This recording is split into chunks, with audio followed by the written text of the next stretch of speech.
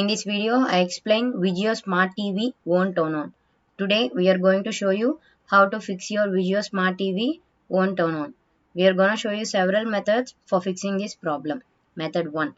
The first thing to try here is really the simplest. Just basically unplug your TV from the wall, wait about 60 seconds.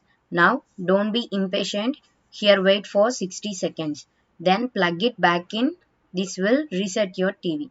If that not clear the problem, then let's go on to the next try. Method 2. Remove both batteries from the remote control. Press and hold the power button on the remote for 15 seconds. Then put the batteries back in the remote and then try to turn on the TV. If this also not clears the problem, then let's go on to the next try. Method 3. This is the last thing. Usually will do the trick, but this is a factory reset. So we are going to reset your TV. Go to menu button, click on system, reset and admin, and then click on reset TV to factory defaults.